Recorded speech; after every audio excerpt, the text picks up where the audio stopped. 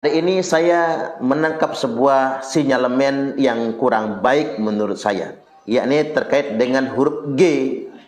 Kita bisa lihat organisasi Freemasonry memiliki logo dengan huruf G. Anda bisa perhatikan dan kita semua bisa identifikasi. Saya jadi tertarik ketika membaca ulasan Kiai Alawi tentang sebuah buku. Kemudian saya coba searching buku tersebut di Google. Buku tersebut ditulis oleh Yuri Lina, yakni seorang penulis asal Estonia. Yuri Lina menulis sebuah buku yang judul bukunya yakni Architect of Deception, Secret of Freemasonry. Secret of Freemasonry, mengungkap rahasia organisasi Yahudi Freemasonry yang telah bekerja di semua negara, termasuk di Indonesia. Buku ini cukup kontroversial, ditulis kalau tidak salah pada tahun 2004 yang lalu. Sudah lama ini, berarti sudah berumur 20 tahun buku ini. Di mana di buku tersebut tertulis, versi terjemahnya begini: ada 3 cara melemahkan dan menjajah suatu negeri. Yang pertama, kaburkan sejarahnya. Pantas sekali kalau Bung Karno berpesan jas merah, jangan sekali-kali melupakan sejarah. Karena sebetulnya bangsa yang tidak pernah melupakan sejarah dan menjaga sejarahnya, itulah bangsa yang kuat. Tapi sebaliknya, bangsa yang sejarahnya sudah berhasil dikaburkan, maka alamat bangsa itu akan terjajah.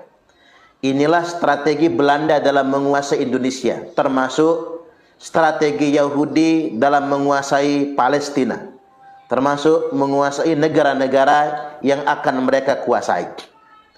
Hari ini kita menyaksikan fakta betapa sejarah bangsa Indonesia sudah dikaburkan.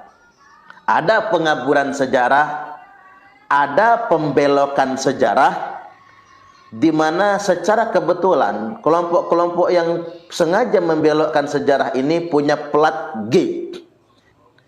Kemudian yang kedua, di buku tersebut tercatat, hancurkan bukti-bukti sejarah bangsa itu hingga tidak bisa diteliti dan dibuktikan kebenarannya. Dulu Belanda juga begitu, menghancurkan sejarah bangsa.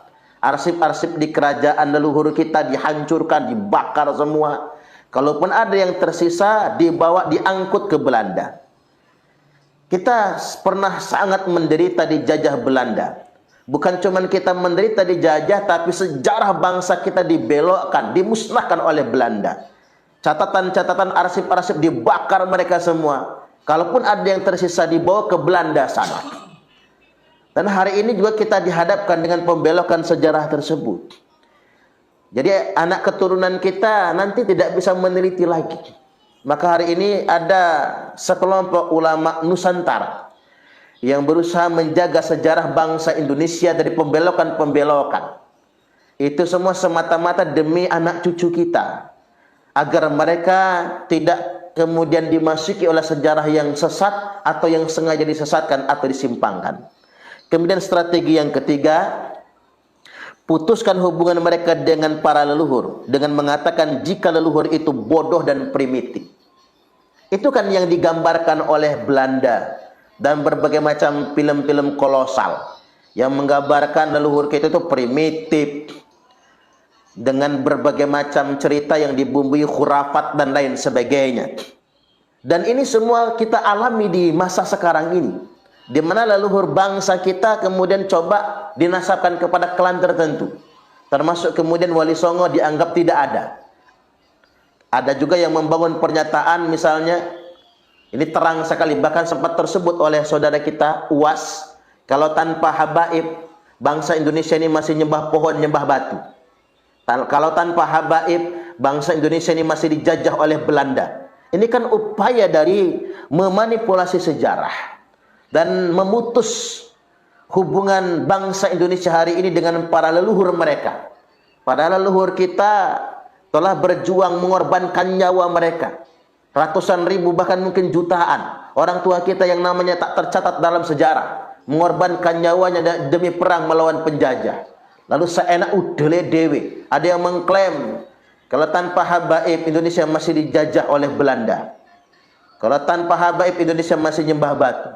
Lalu kemana perjuangan Wali Songo? Lalu bagaimana dan dikemanakan perjuangan para leluhur kita yang telah mengorbankan darah, nyawa, segalanya untuk menggapai kemerdekaan Republik Indonesia. Dan ini menjadi sebuah penggambaran. Saya ulangi lagi, Yuri Lina, seorang penulis kontroversial, telah membuat buku Architect of Deception, Secret of Freemasonry, membongkar rahasia gerakan Yahudi, di mana disebutkan di sana bagaimana strategi mereka menjajah dan menguasai suatu bangsa.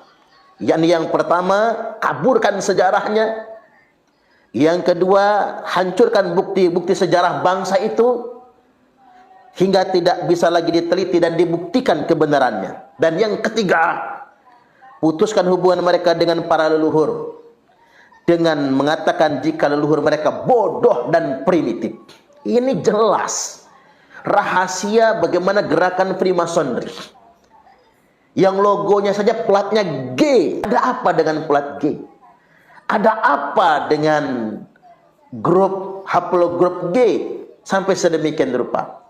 Ya, saya juga tertarik dengan sebuah player yang dibagikan. Ini quotes dari yakni Brigjen Pol Raden Ahmad Nur Wahid, atau yang lebih dikenal dengan sebutan Gus Jenderal.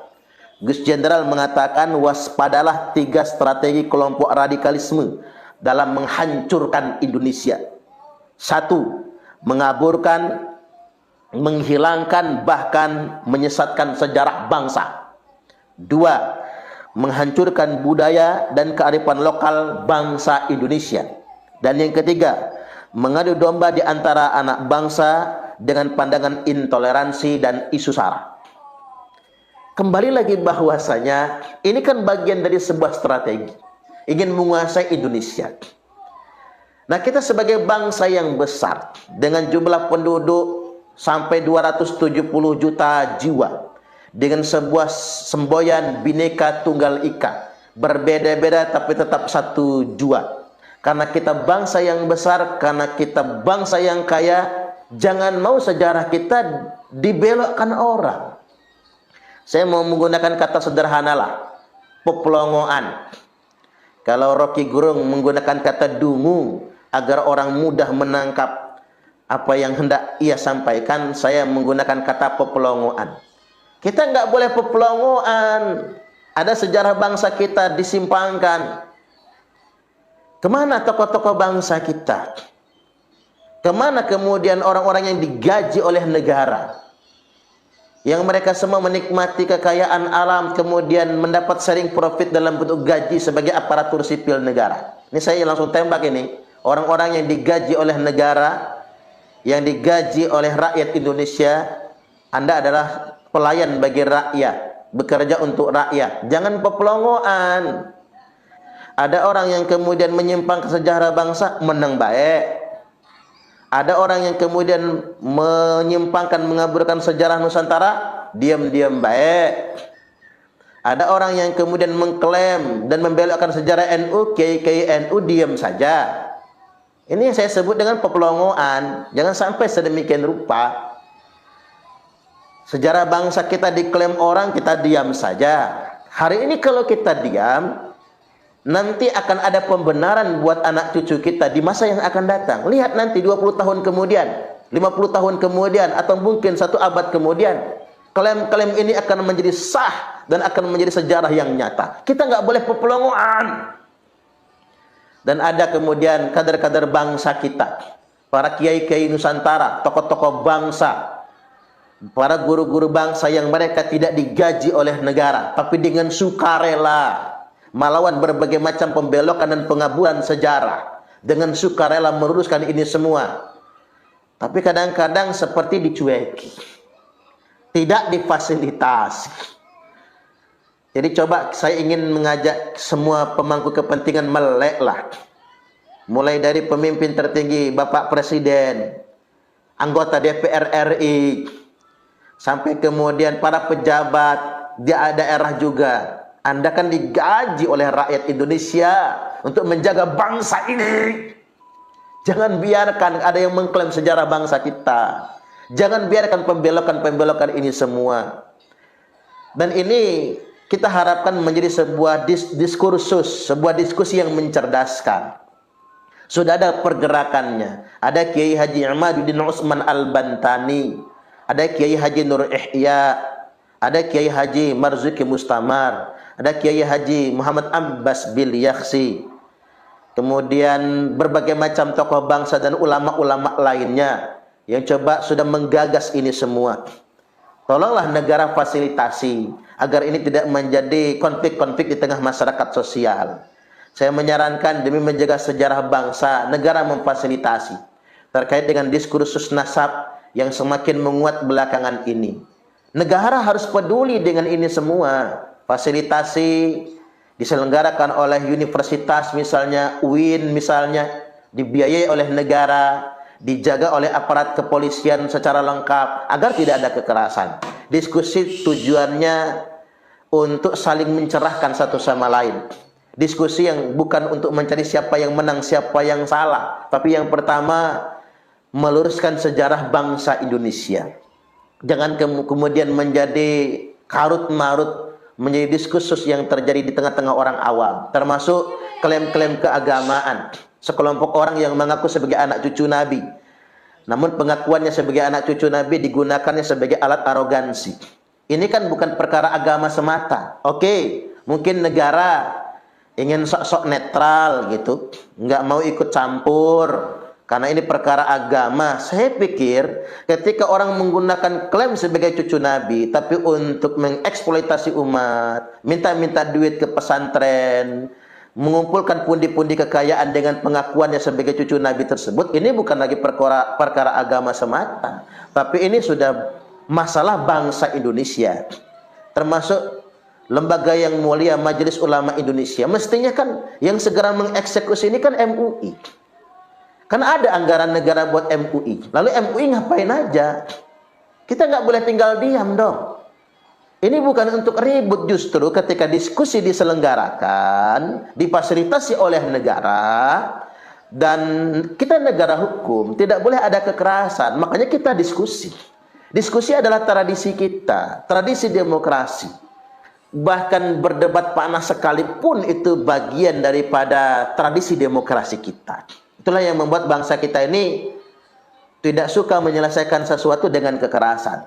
Bukan hanya sekedar karena kita negara hukum, tapi memang segala sesuatu cukuplah selesai dengan pembicaraan, dengan dialog, dengan diskusi. Dan kami harapkan agar ini tidak berubah menjadi sebuah kekerasan, benturan sosial, konflik horizontal. Negara yang memfasilitasi. Oke, negara netral, tapi fasilitasi.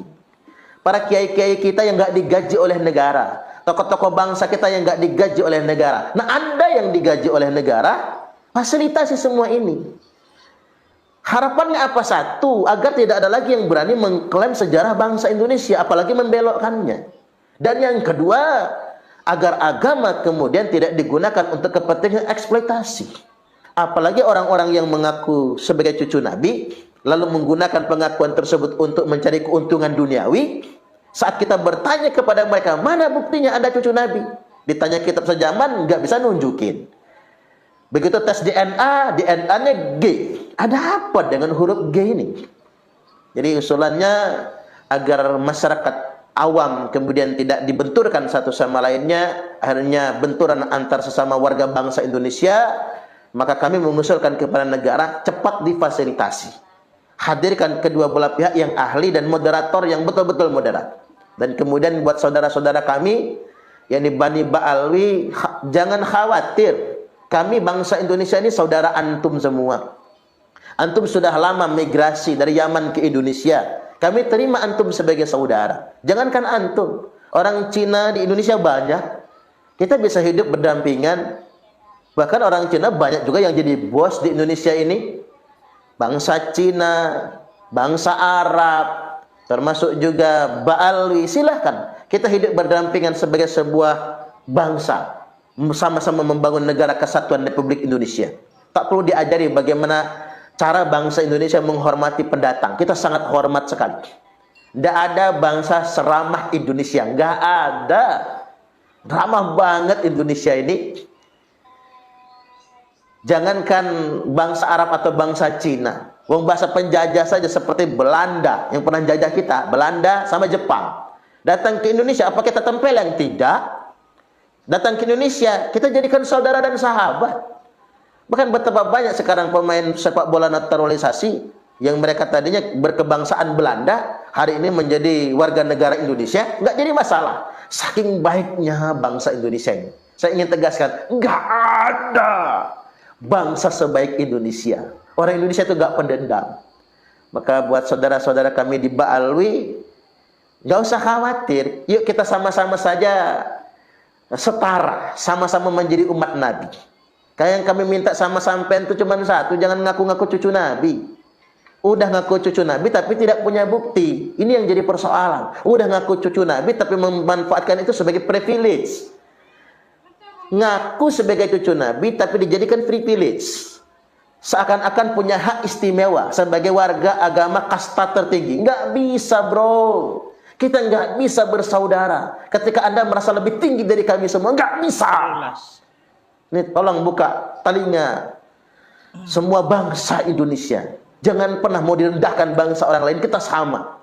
Di satu sisi, tak perlu mengajari kita untuk bersikap baik dengan pendatang. Kita sudah sangat baik. Kita nggak pernah zalim. Dan yang kedua, tapi jangan dong kemudian mentang-mentang kita bangsa yang ramah, lantas kemudian ditaruh di bawah, menjadi kasta yang rendah. Nggak boleh kayak gitu. Ini menyakiti. Bahkan menyakiti hati Rasulullah sallallahu alaihi wasallam. Inna akramakum indallahi atqakum. Sesungguhnya yang paling mulia di antara kalian semua di sisi Allah hanyalah orang yang paling bertakwa. Inilah esensi ajaran Islam itu sendiri. Jadi jangan sekali-kali lagi menggunakan terminologi agama, klaim-klaim agama untuk merasa lebih istimewa daripada orang yang lainnya. Dan apa yang kita lakukan hari ini, mencerdaskan bangsa Indonesia, membebaskan bangsa Indonesia dari belenggu indoktrinasi spiritual yang membuat mereka menjadi bangsa budak atau rendah dan menganggap bangsa lain kemudian menjadi majikan. Ini adalah perjuangan yang dilakukan oleh Rasulullah sallallahu alaihi wasallam. Yakni apa? Perjuangan melepaskan budak dari perbudakan. Inilah yang dimaksud dalam firman Allah Ta'ala. Wa ma adraka mal aqabah fakku raqabah. Tahukah engkau apa perjuangan yang paling sulit? Apa perjuangan yang mendaki lagi sukar itu? Yakni memerdekakan budak dari perbudakan. Melepaskan masyarakat dari belenggu eksploitasi dan perbudakan spiritual. Wallahul muwaffiq ila aqwamit thoriq. Wassalamualaikum warahmatullahi wabarakatuh.